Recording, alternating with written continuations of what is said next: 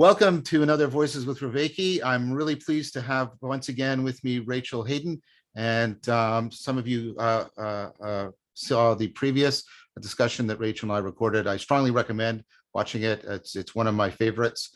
It's a really important one, and I'm very happy to have Rachel here again today. So Rachel, maybe you could propose what it is you'd like to discuss and reflect upon. Sure. And before I start, I should also just say I'm very excited to be here again, and most of all, just happy to see you again. So thank you. This work has been obviously continuing to be profound for me in various ways, and I was thinking of working today maybe toward expanding ideas of ecologies of psychotechnologies and practice, including fine arts in particular. Yeah. How those could be interwoven and maybe grown alongside the other practices that are so predominant in your work and in the work of people who work with you and people who are on the Discord.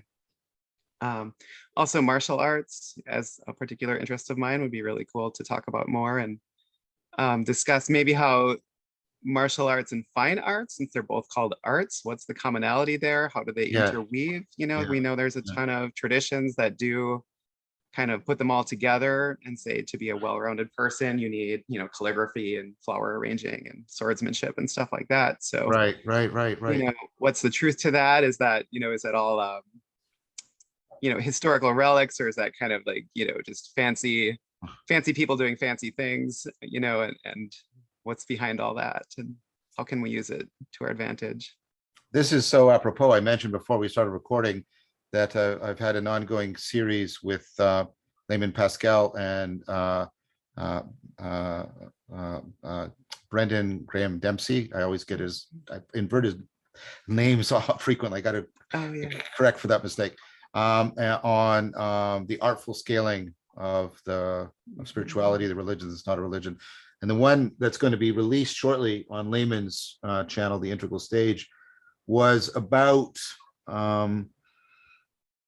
trying to leverage this emergent technology in which we get the ongoing collective and dynamical generation of sort of sacred imagery, sort of like a wiki, a dynamic wiki where you're constantly, and then people can pull out particular stages and make them more static and then reflect it, and trying to get, visual versions and auditory versions, and then getting people to sort of practice mapping between, dialogos as it is evolving, and then the sacred imagery evolving and getting it layered dynamically. And so we're all getting very excited about this as a proposal for a way of making the generation of sacred imagery, broadly construed, not just visual, something that is patterned much more like the dynamics of the intelligent brain, rather than dominance hierarchies that we've inherited from our primate past, as a new way of trying to also prevent particular people having a particular sort of sense of ownership or authority over this. So, I mean, of course, there's downsides to all of these proposals, and I want to explore them. But I'm just saying that this discussion you're broaching, I think it's cutting edge for where I'm talking to other people. So thank you for doing this. So wonderful. Where would you like to start? One of the things that's really having a huge impact on me continues to be David D.C. Schindler's work. This book, Love and the Postmodern Predicament, is an astonishing book, mostly about the connections between beauty, love, and the cultivation of wisdom. I highly recommend the book, and the importance of the deeply, I don't know what to say, it's not quite the right word, it's sort of cognitive existential import of beauty as a way of drawing people into a real capacity to love truth, to love realness, to love goodness in a way that nothing else can do. And so the role of various kinds of arts. And so I would propose to you as an initial, initial proposal, I guess, is that there's something about beauty in the martial arts, and beauty doesn't have to be separate from functionality. Beauty in the martial arts and in the fine arts and the musical arts, etc., that is somehow central to getting people into a capacity for love. And I think love is where we get a perspectival awareness of fundamental transformations in our participatory knowing. Knowing by loving is in fact a good way of encapsulating participatory knowing. And so I think that's where we're getting at the foundations and rudiments of our self and our character. And so beauty appropriately related to could therefore be central for affording the transformation that I've been talking about and other people are talking about. So that's my initial proposal to you. Wonderful. That sounds great to me, and I was reflecting on beauty in the arts. I went back and watched your dialogue with Andrew Sweeney and Christopher Master Pietro on the role of art and the reinventio of art. I really enjoyed that one both times I watched it, and kind of thinking about beauty and horror and how those all fit into an artistic framework. And then last week I finally got to go to my first live show since the pandemic began, and it was it's a little small place and in a hushed atmosphere with people not talking during the songs, not talking between the songs, even solo singer, guitar player, and what struck me was the pain of the beauty and the songs, just hurt to listen to in this great way, this way that's you're like vulnerable, and it kind of cuts into you a little bit, and it really demands something of you if you're open to that beauty, in a way that like art or music that you're like putting on in the background, which I would call kind of perspectival bullshit art in a way. Right. That's good. You don't have to be present with it. It's just kind of sitting there.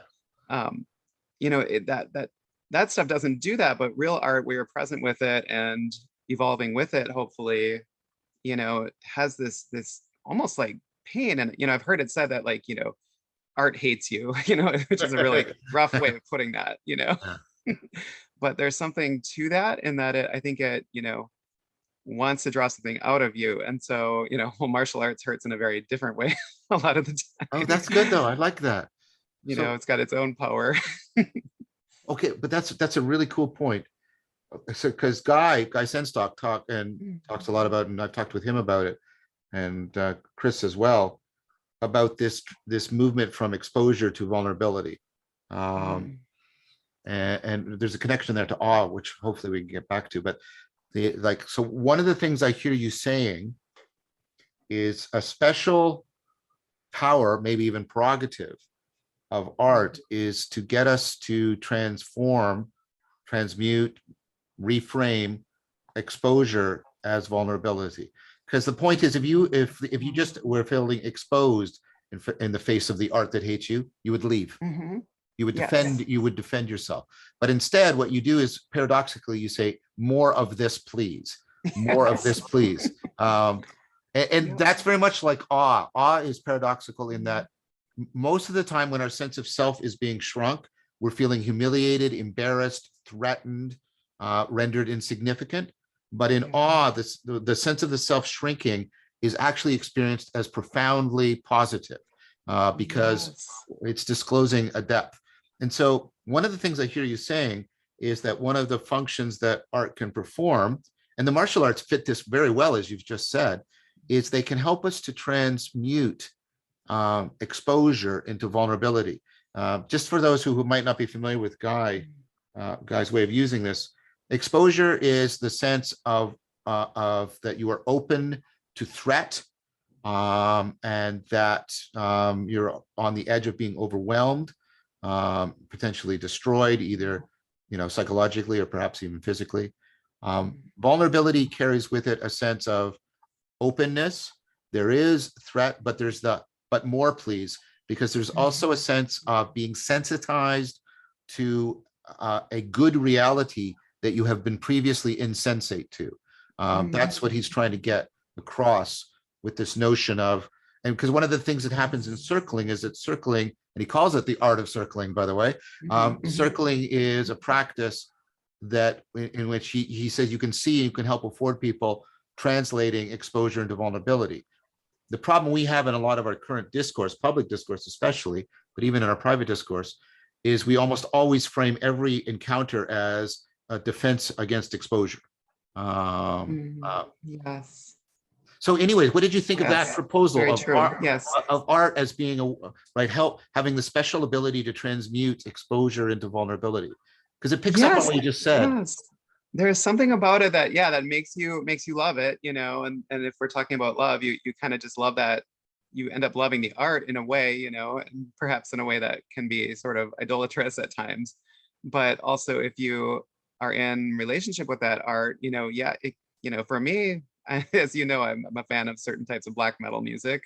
They're very intense, and they can provoke like a state of awe that like literally brings on a stomach ache for me at times, but I'm just like more. This is wonderful, and I think there is something to that, like you said, in public discourse or private discourse or social media discourse especially, we can't let ourselves be vulnerable enough to really get to that point, but art has a way of like kind of teasing that out of us, of like seducing us in a positive way to allowing that to unfold. And I think like you've answered one of my questions on a Q&A before about this, but like to me it has something to do with the mood of a piece of art and the mood that it puts you into to get you in touch with the being mode, and that to me somehow allows this like weird transmutation to happen where I'm like, oh, okay, this is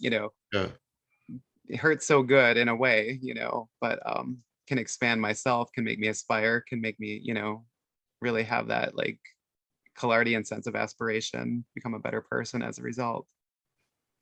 So I don't know if that responds to what you were. No, it does. I mean, it's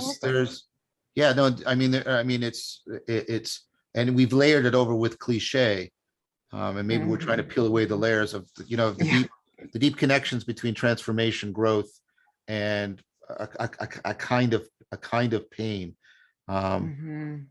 So what do you? I mean, so there's the famous song "Love Hurts," right? So what do you think there's a connection? So for example, mutually accelerating disclosure. So if I open up and become vulnerable to you and you respond in kind, this is Aaron's work, you get the reciprocal, and that's how people fall into love, not necessarily romantic love, it can be friendship love or whatever, but there's an aspect of vulnerability sharing that seems to be central to love in a way. Does that land for you? Does that make kind of sense? It definitely does, and it feels like with an experience of art that's especially deep or profound, you feel like you are in relationship with it, and you're actually sharing your life with it, which is I think one reason why people get so attached to the creators of art. There's that sense of intimacy with it that really you feel like somehow them through their work, even though you really don't most of the time. Turns out. That's interesting. Anderson Todd and the other person I can't remember were on Rebel Wisdom. Anderson Todd, of course, is a close friend of mine, and they were doing a thing on the Beatles because there's been the release of Get Back, right? Yes. And he was talking about how the Beatles almost have become almost entered the level of like religious figures for many people. And I was trying to get a sense on what's unique about that, but it's that, and of course it can become pathological with stalking, but there's a sense in which, I know what you mean. I feel like I have an intimate relationship with John Lennon, of course, who I never met and I never will meet. But that's interesting. That's very interesting. So there's and intimacy, of course, brings with it vulnerability, right? Because and vulnerability is part of aspiration. Yes, exactly. Right. So there's a connection there. I like the way this is taking on a life of its own so rapidly. Yeah, yeah, vulnerability has with it, yeah, that sensitization that's needed for intimacy. But as you said, also an openness towards a challenging future that's part of aspiration. That's really, and so art would play that role, presumably, in the ecology of practices. Is that what you're suggesting? Very much what I'm trying to kind of where I'm when I'm looking at my ecology garden here, I'm putting art in that spot, kind Yeah. of in the center toward, in the aspirational realm, symbolic aspirational realm. I think, like you said, there can be dangers to it as well. And I feel like this conversation actually comes at kind of a poignant time for me because a few weeks ago, someone who I was friends with a long time ago, in an art music scene as teenagers and beyond, recently died Oh, and I'm sorry. left a big hole in our community in a sense. Even though we're all, much older now, this person was kind of an inspirational, maybe aspirational figure to others. And this would, happen through art, music, camaraderie, community, that kind of thing. And one person put it really, really well. He said, it's like I'm going to that first day of high school and that guy who was there, who was looking, who was helpful to me is no longer there. And I'm back into my young, 14-year-old self or whatever, only now I'm missing that person. And to me, I felt like that was an indicator that something had failed in the sense of aspiration. Like we had that, our little music scene back in the day had that sense of like aspiring towards something greater, but there was maybe like a lack of grounding for it at the same time. And people can kind of, become icons or idols for others. Yeah. And of course, none of us are perfect. So, you know, I mention that because not to get astray from the topic of the ecology, but that somehow I want that role of art to be very central for me. It makes a Yeah. lot of sense in my life as a musician. But I also really, really sense the danger, a lot of Yeah. people, Yeah. a lot of musicians dying from, lots of, drugs, suicide, etc. Yeah. And just kind of sensing that something often goes wrong there. We have, there's that vulnerability, there's aspiration, there's beauty, and then, and that's one thing I would love to kind of explore with you a little bit while we're doing this, to kind of to That's see where that good. would fit on a personal level too. Yeah, no, that's very good. When you were saying that, it was there was one of Rilke's lines, that beauty is a terror that deigns to not destroy us, or something like that, depending on the translation from the German. And of course, awe is right up on the edge of horror, where we're losing a grip. Yes. That's very interesting. So let's slow down and zero in on that. What, like, there's a way in which, I don't know what to call it, the machinery of beauty and love that is bound up in the arts can consume people. I'm trying to come up with a metaphor, right? Is that fair to what you put? Yeah, I toyed with the thought of a pseudo-religious ideology, and that didn't quite fit because it actually did afford some transformation for people and kept them alive or healthier as well, in my experience, maybe like quasi-religious or something, but yeah. That's a really good question about and you can see Plato wrestling with it in the symposium around Alcibiades, because there's the love, the attraction to Socrates, there's the beauty of Socrates, the beauty of Alcibiades, and yet Alcibiades gets consumed by something, and it goes down a very dark path. Yes, gets derailed, right? Yes. So, I mean, I'm trying to think about what might it be. So is it that like, is it, I'm really on the edge of my thinking here. So is it that people are drawn into sort of a kind of, I want to say something like a false vulnerability. What I mean by that is they move to vulnerability without dealing with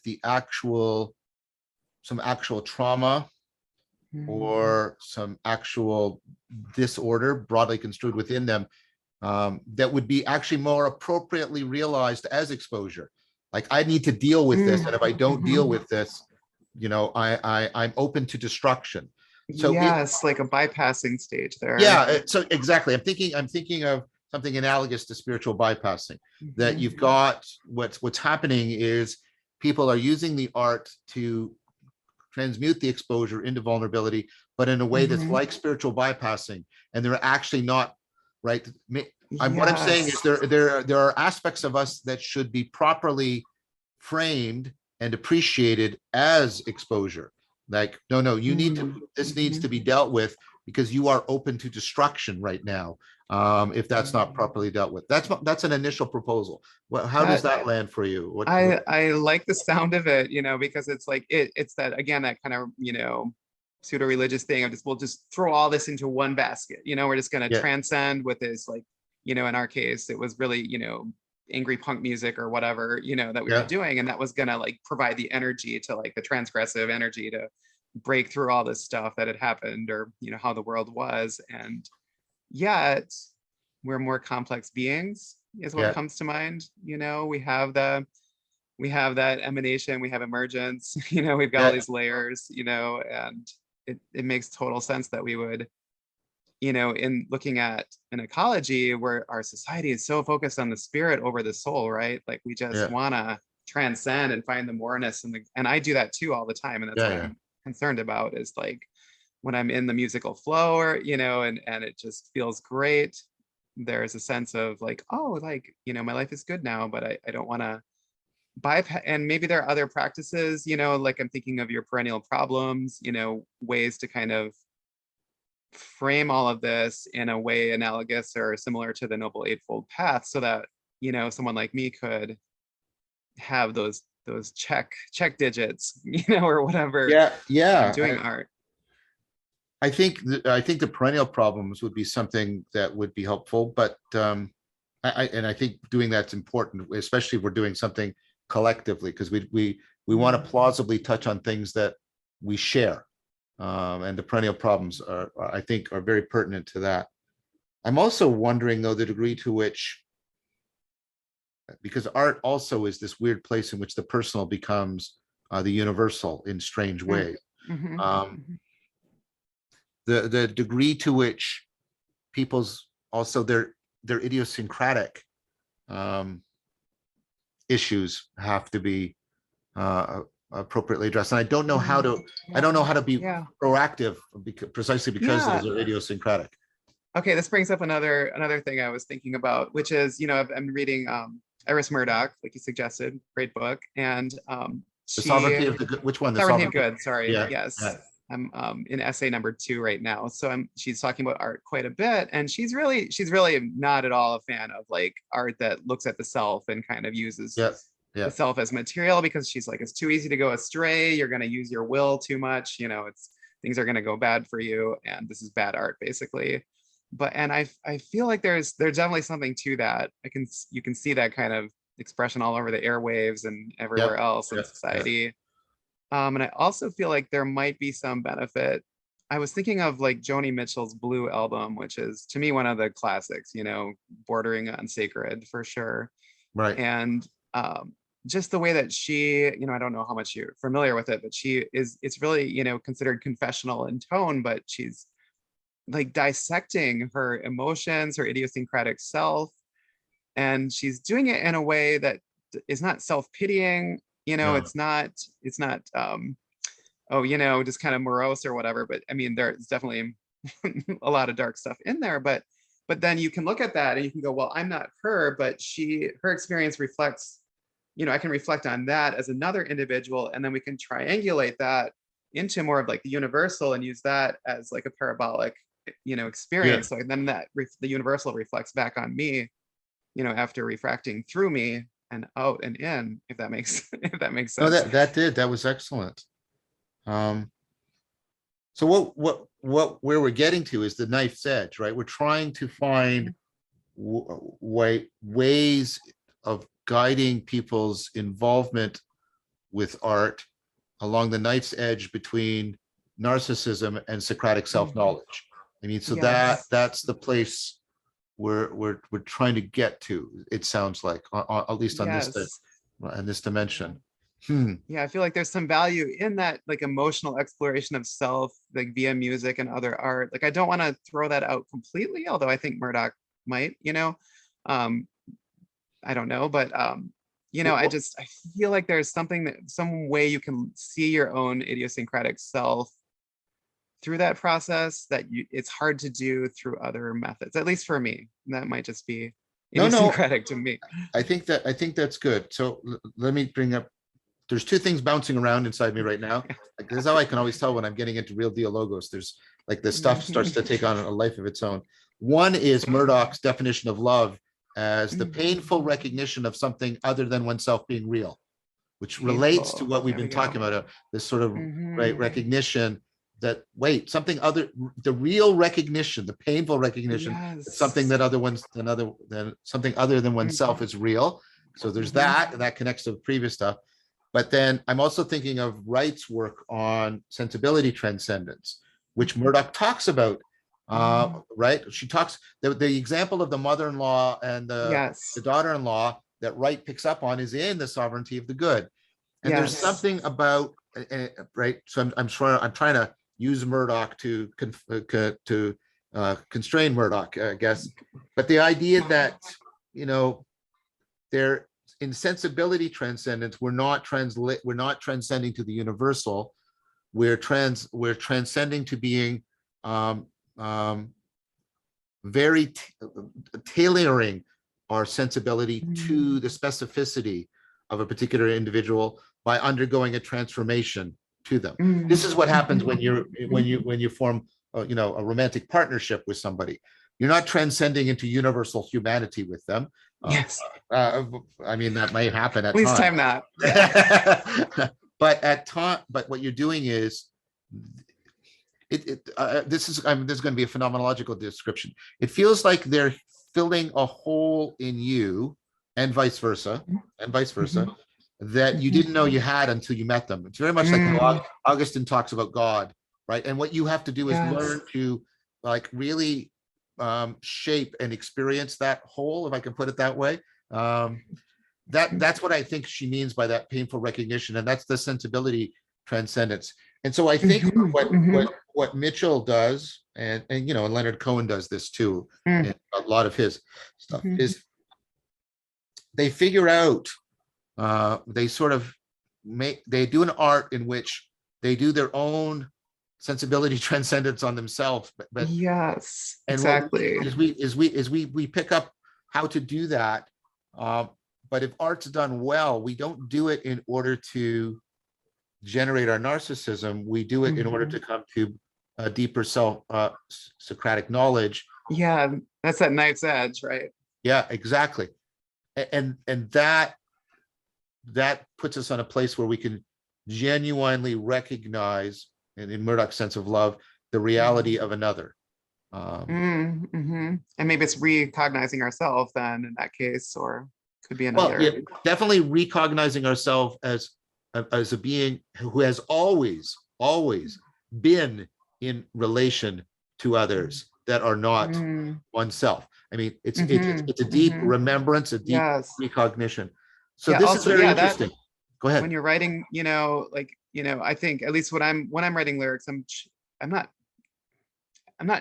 trying to write for others or for myself, really. But what hopefully happens is then there is that recognition that my experience is connected to others, and I'm not just pushing out my I like peanut butter or something onto the world. Yeah, that's very good, because I think what we're doing is articulating the space of vulnerability.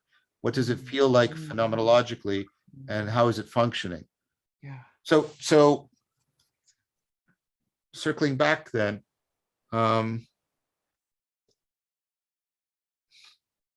do you see art as one practice among many, or more like a meta practice? The way, Ooh. I've proposed dialectic into dialogos as a meta Mhm. practice, right? Mhm. That helps you curate and coordinate the individual practices. Do you see art as similar in that fashion, as more of a meta practice? Yeah. Okay. Well, I'm going to reveal my ignorance here. So when I started with your work, I was trying to figure out how to fit art into the practice of art, not the consumption of it, um, as like a narrative to accompany the ecology. And then the way I write music and lyrics is it's so much like a quilt or a stew or Yeah, something. yeah, It's not yeah. it's a narrative that hopefully does self-transcend, and kind of shows you something more than the story. So that didn't really work out so well. And so that's I'm on that kind of edge too of trying to figure out, like, is it a meta practice? Is it binding all these other practices together? That's kind of what I would like to happen, but that's not necessarily what's good for the ecology. Mm. I just hold art in such high regard that it might be unhealthy in a way, but it also, for someone like me, it might be this kind of dialogical binding agent that really brings the whole thing together in a symbolic way, maybe not narrative, but has that symbolic transformative power to it at least. And the lovely thing about it is you can be inspired in art by all kinds of stuff. It could be your meditation practice, it could be a green cup, it could be whatever it is. So it's got that versatility to it, that can really help it. Look at you can sing about virtues, you can work on anything you want to. um, and so that in itself makes me want to think of it more as this binding agent for the rest of the ecology. But I'm also like, am I just getting a little too over the top about it? Well, the thing about art, if it's imaginal in Corban's sense, Mm. right, is it mediates between the conceptual and the sensual, and the Mhm. individual and the universal, the inside and the outside. Like that's what that. So it is sort of inherently a binding thing. It allows people individually and especially collectively to hold things in mind that otherwise you can't hold in mind. Sorry, let me just shut that off. So I'm thinking of, this goes back to my boyhood. Um, People, I think, really feel or felt God's presence, not so much when God is being spoken in the sermon, but when they're singing hymns together. And you've got the image, Yes. the shared imagery, the shared music, and right. And so you get Yes. something properly symbolic. You can hold things in mind that you can't otherwise hold in mind, and you can share them with others in ways in which you can't. This is a way in which you can share with people perspectively and a participatory fashion, not just proposition. So I don't think it's inappropriate, given the imaginal nature of art, or at least its capacity to be imaginal. Maybe I should say that. And also its symbolic capacity, to to to justify um, the proposal of it having more of a binding function, a religio function, a meta function. So that leads me to the more specific thing I alluded to earlier that I was talking to with Brendan and Lehman. Makes sense. The idea of using technology to create an active dynamic of this mediation. The idea is, and I've seen versions of this on YouTube, where you get a collection of people and they are allowed to perform a certain number of modifications, and you get a collectively generated art that is constantly morphing and shifting. Oh yeah. Yeah, I was thinking about this when you were talking with Jordan Hall a long time ago, and you were talking about how, one person says something and the other person picks up on some, relevant features and kind of helps compress, the information or whatever. And I was like, it would be great to like write a song, send it off, have someone, do their thing with it, and do that in a similar fashion, like a dialogical fashion, which is kind of what musicians do when they cover each other's work anyway. Exactly. And to so and that's for me what is especially exciting and intriguing, and therefore I might be prone to bias about it. but getting a kind of higher order, like isomorphism between dialogos as right, like the way I talked about it, etc., practiced it, and this sort of dialogical co-creation, collective creation, like instantiating the logos symbolically and imaginally rather than propositionally, then so you could get a meta dialogue between the artistic dialogos and the philosophical dialogos. That's what That really sounds excites me as just lovely. well, because that way we are accessing and evolving the collective intelligence of distributed cognition in a multidimensional and sort of self-complexifying fashion. We're creating something that could be a very powerful taste touchstone for people when they're trying to pursue ecologies of practices. They could sort of point to that and say, my ecologies should bring me into greater conformity with this kind of the logos in this fashion. Yes. Yeah, what you're saying, it's like, it's giving me this like feeling of like my brain hemisphere is wanting to sync up around my third eye or something. Like, you know, it's just got exactly wonderful sense to that possibility of something. And then that is like that connection between, you know, the artistic and the dialogical versions of logos. Like that is like, that's that cutting edge, you know, like it's something that I couldn't name at this point, you know, whatever that growth plate is on the edge of the bone, you know, it's just beautiful. Well, thank you. And it wasn't really possible until very recently, because we didn't have the technology that would support this. So there's a potential art form that is now available, and I think it's very appropriate for trying to for participating in this inventio of the sacred that we're going through right now. And I mean, I was talking with Layman and Brendan about, you know, we've already got some of these mediating art forms, like the meaning wave genre is really interesting me a lot. You know, I haven't heard of it. Oh, so there's Akira the Dawn, and I always forget Chris's last name. I just looked at it again recently. He's doing some on some of my work, and Jordan. So you take the Steal the Culture piece was you take yes, video and or audio, and then you do stuff with it, and you put in rhythm, and you put in music, and you reverb stuff, and you get stuff to repeat, and then you also play with the juxtaposition of the images. You're basically what you're doing is you take, it's almost like what I've been talking about in some of the places around eidetic induction. You take the original form and then you do this imaginal extension on it. But the point is then you're supposed to reflect it back into the original form, get a deeper appreciation. You're supposed to bounce on it like this. Oh, yeah. Right. So it's meaning wave, right? You're getting the meaning wave. And I thought, cool. Yes. That's already starting to explore this very space.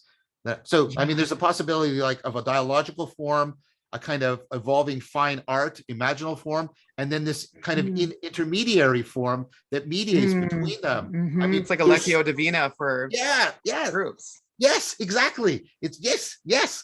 And so the possibilities here for the expression, right? It's always much more the new tools, the new skills, the new virtues and virtuosities than the particular propositions, right? So there's new potential for new art, for a new disclosure of this emerging sensibility around the sacred. This for me is deeply, deeply exciting as a realizable possibility right here, right now. That is wonderful. Yeah, that's just, wow. Okay, sparks flying for sure. Like, we've got a chance to like work out, because like one of the things I've been stuck on, you know, I wrote to you and I called it my proto religion of no religion that I was working on through music. You know, it's like, I don't want to call it that, but I don't really know, because I don't want it to be, you know, my religion of, you know, there's the danger of the top down, and there's also the danger of just too many people doing their own thing. And then, you know, aside from like founding a school or whatever, there's this whole like this binding of, you know, this process here, these processes you're talking about, that could provide a third way that's not stuck in that old dichotomy. You know? That's great, and that's exactly what I mean, because that's trying to break out of the Iron Age dominance hierarchy way. It's either top down or top down imposition or bottom up fragmentation. But yeah, this way of people being bound together rather that transcends that dichotomy. That's exactly this kind of dynamically present perspectival and participatory evolving logos, right? So, and I'm not an artist, I can't, but you Don't you are. do poetry? I write poetry. Sarah, I mean, I shouldn't mention her name, but my partner, she finds the poetry I write her quite beautiful. So I've been writing poetry for about 40 years. So I think I'm getting to the point where it has value beyond my own self reflection or something like that. Yeah. After 40 years, well, some of us are more humble than others, I think. Well, I mean, it's there's a long process of finding your voice, in which you have to write other people. You have to both internalize other people's voices, but write them out of your system so that there's a space for your own voice. I'm sorry, that's not describing it very well. But it takes a long time to become young. I think that's what Miles Davis said. Or I like that. That's a good way of putting it. But the possibility, be totally misattributing that. The possibility of jazz poetry also, like where people are a little bit like what you do in philosophical fellowship, where you pick up on a phrase, but you chant it, but you would allow the chanting to introduce variation. And there's a lot here that needs to be explored precisely because we have the technological connectivity and we have the dynamic nature of this medium, right, and related media allow us to pursue this. This is where I think we're going to get, right, the new disclosure of the sacred above and beyond. Go ahead. I just want to agree because I do feel, like I said, I tend to overemphasize art and its importance, and I've been burned by that before. But I feel like the artful scaling, is of the religion that's not a religion is gonna be largely mediated through art. I mean, very much artful, That's Brendan's core proposition, and I think he's right about that. I think especially if it's in the dialogical relationship to Hagia Sophia, right, where we're getting people are, like I said, doing this. That might be part of that, like I was talking about earlier, that missing part of like, are we keeping each other kind of grounded in a positive sense, and some of that Hagia Sophia stuff, like when I did the weekend workshop with you guys, you and Guy and some other people, it just really, it demands a lot of you, and it's not that free expression of just no, not at all. And jazz is not just free. People who can't play music well can't do jazz. And this is what we were just talking about. Unless you've read and written a lot of poetry for decades, I don't think you can write poetry very well either. No, you have to commit to virtue and virtuosity. I'd like to pair those two now. You have to commit to both of those before any of this is going to work for you. But there are people. Right, there are people that I think already are at the place where they have some of the requisite virtues and virtuosity to start pursuing the kind of projects we're talking about right here, right now. And then bringing in the martial arts, like especially the martial arts that pick up on the aesthetic aspect. Like in Tai Chi, there's a lot of connections symbolically between the practice and music.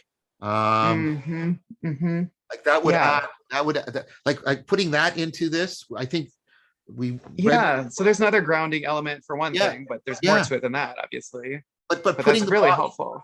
Putting the body in, that's very grounding, keeping you connected to the earth.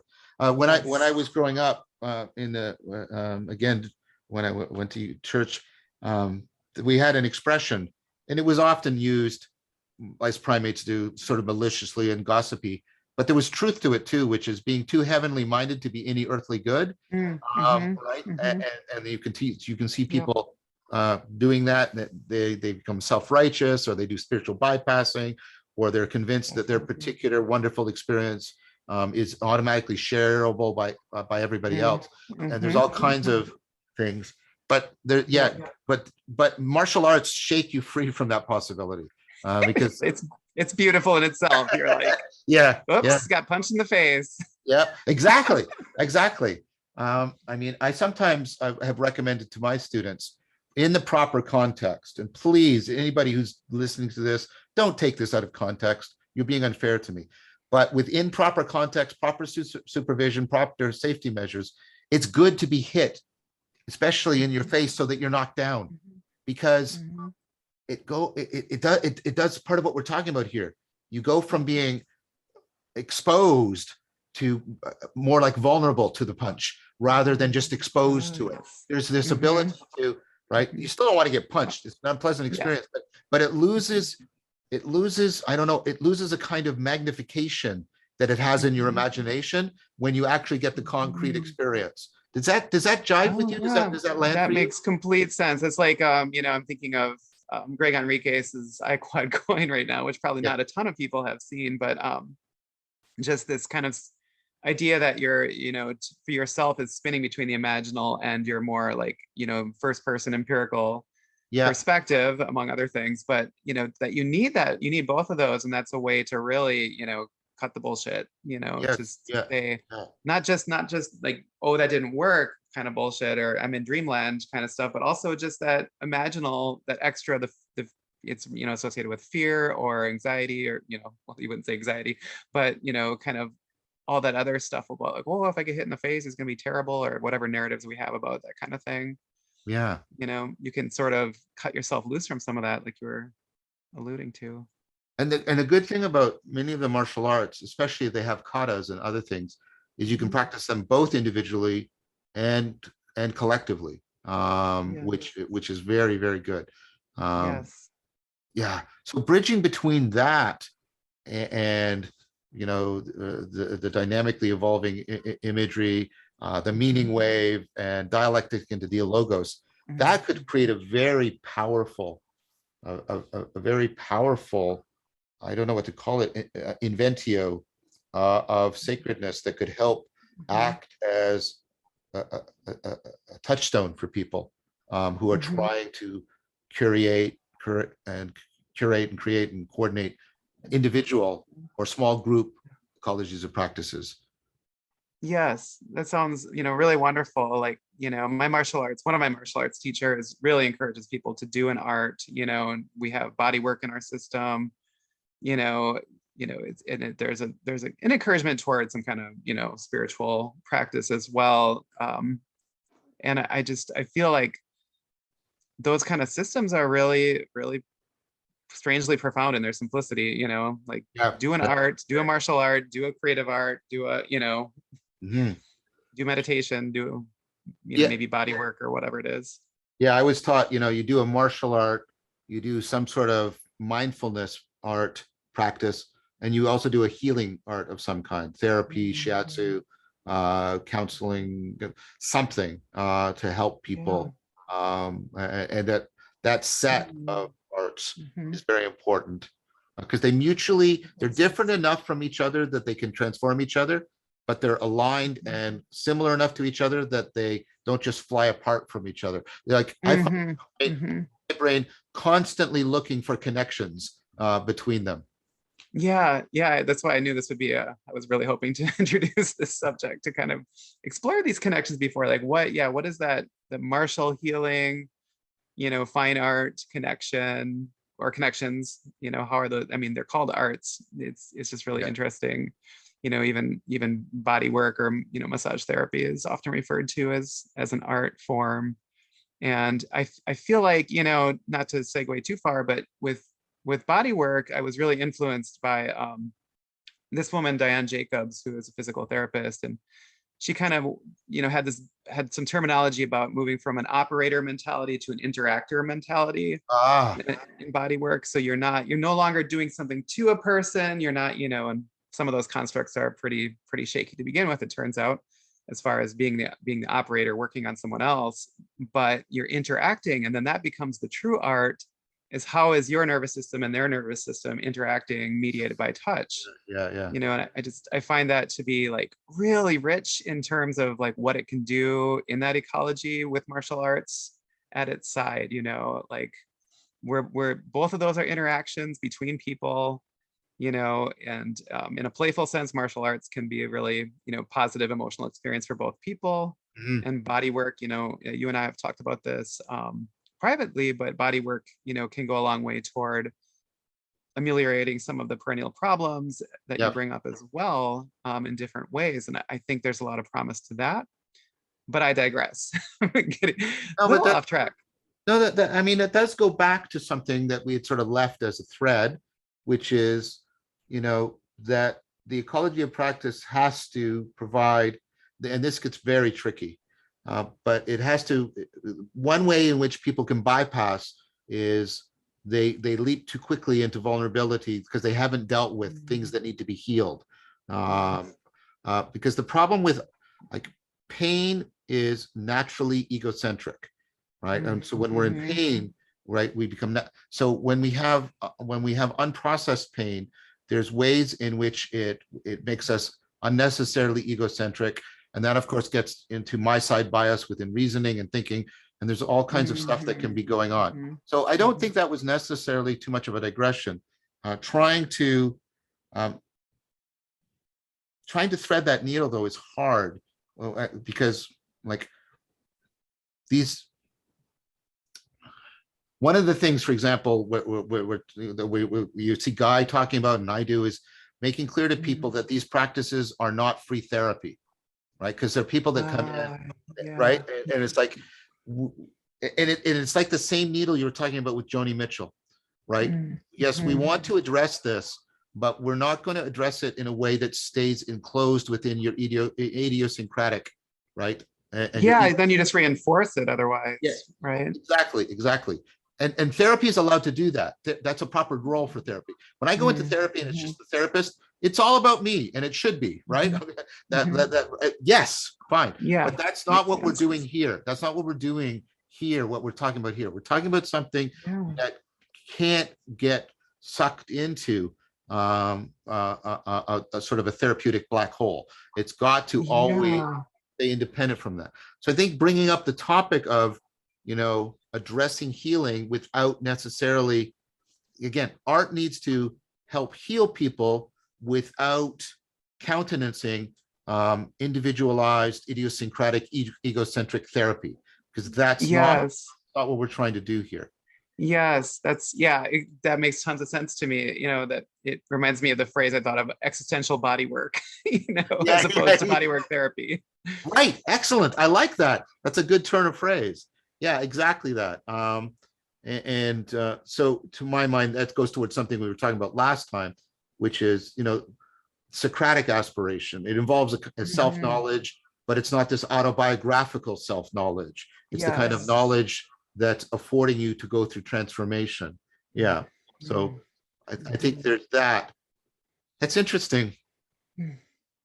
Artists, I guess, are particularly good at that. They're good at helping people to heal without indulging people's we all, each one of us, find ourselves infinitely fascinating and salient, the super salience of the ego. Yeah.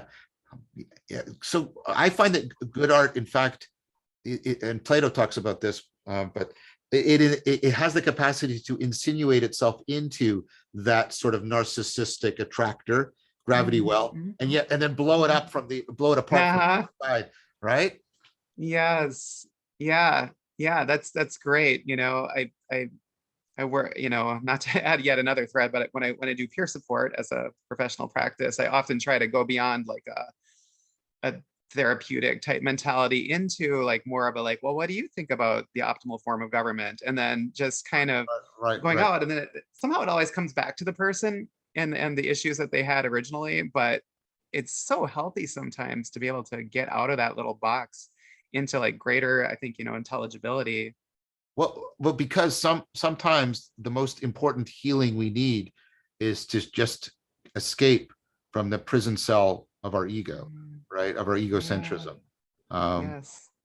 And as I get older, the longing for that grows in me. Right. And that's I don't. the painful experience of, Yeah, exactly, love as a exactly. painful experience, right? Because there's a kind of suffocating staleness of being always trapped inside John Vervaeke, if I can put it that way.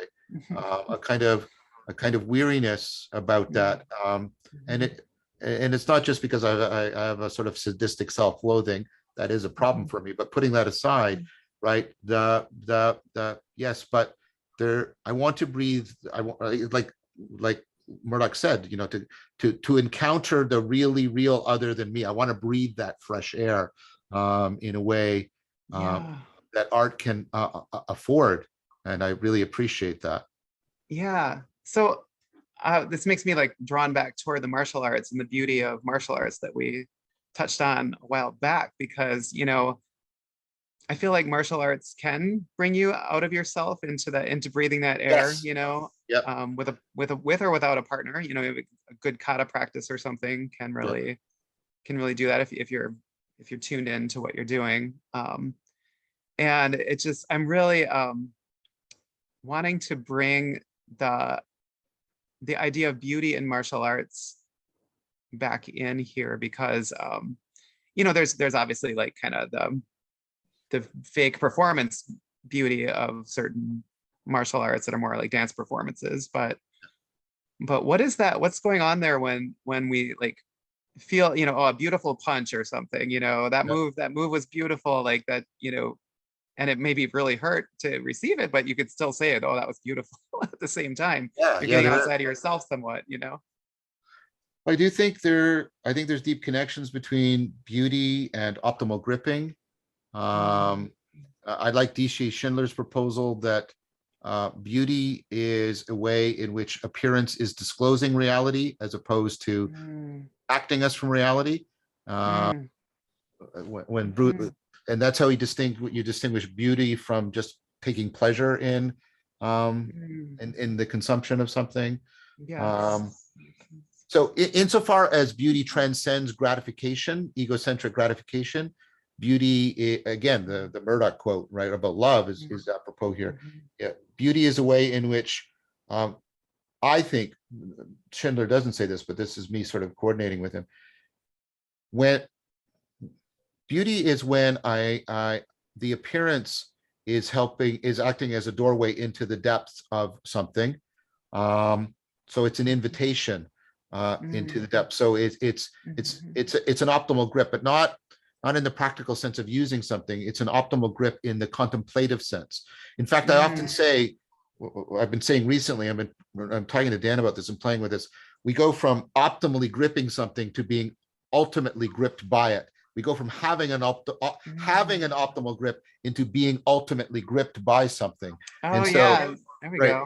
Yeah, and that sort of sense. Yeah, that can draw you out. Yeah, in the martial sense, you can put yourself into a situation that simulates violence, and yet still, and this is such great life training, right? Because then you can be drawn outside yourself by the beauty of events occurring, as you're losing that ego narrative in the process, even if you're getting hurt, or whatever, maybe not, but it can like, it's a higher challenge level for aspiration to me, like art is in a certain way kind of easier because you can play a song or whatever. And in martial arts, you're dealing with instant threat in front of you a lot of the time, and yet you're still being drawn into this thing, and I just feel like that's such wonderful training. It is. And the way you wake up inside your body, and your body is irreducibly immersed and connected to the physical world, and so you can't like I said, you can't sort of float off into headspace. But you can definitely get into flow, and you can definitely get these moments where you feel like you're seeing deeply into situations, even into other people. Like when you're doing some work with other people, healing art or a martial art, you often get insights into them that are unavailable to you in any other way. Puts that pressure on us, right? In certain ways, and it's and in such a healthy way. It's not like that ugly, like, oh, I saw a side of someone that, came out Yeah, yeah, during this yeah, really violent encounter or something. It's in a supportive environment that's well crafted, like in a lot of good, one thing that traditional martial arts does have going for it is it knows how to build respect for each other, yeah, in a healthy way a lot of the time. When that's working well, you can really see some other sides of yourself and other people in ways that you just kind of invited in instead of rejecting it, as it goes to that vulnerability, if it's running in the right way. yeah. I keep laughing because I'm thinking of all the examples of that not happening in martial arts schools, but that's a different story. Yeah, we're not claiming, we'll just speak on both of our behalves for a second. We're not claiming this is the standard case. We're talking about something that does occur, but it's more exemplary than average or normal. Yeah, very much. Yeah. Well, this has been wonderful. I've really enjoyed this. Things have really opened up. I'm gonna ask Layman if he can, once he posts the third, to link to this. I'll post this in a couple of days to link to this dialogos that we've had, because I think it just fits in with that whole artful scaling of the religion that's not a religion just perfectly. Yes. And I was like, really excited to see that first episode of it for the same reason. yeah, and the second episode was on Brendan's channel, and the third one's on, Okay. because I'm exploring also that. I'm exploring the possibility, like I've done it a couple times now. Did it with Greg, and oh, who else was it with? No, I did it with, sorry, not with Greg. I did it with Zevi and Guy. We moved between our channels on when we do Oh, right. Yes. and more trying to get this sort of circulation between people's channels as well, Nice. in the series. So yeah, Really nice. I'm going to ask if we can at least link this video to that series, because I think it's really apropos. Is there anything Great. you'd like to say in closing, Rachel, before we? Boy, so many things, and also this feels like a good stopping point. Well, we'll talk again for sure.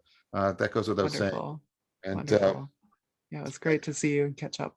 it's great to see you too. And like I said, I'm looking forward to working with you as we start to do some of that work on or towards the Ecology of Practices network and conference, and that's just all starting right now. So I'm looking forward to working with you on that and a bunch of other wonderful, amazing people. Yes. Great. Thank you so much. Thank you so much.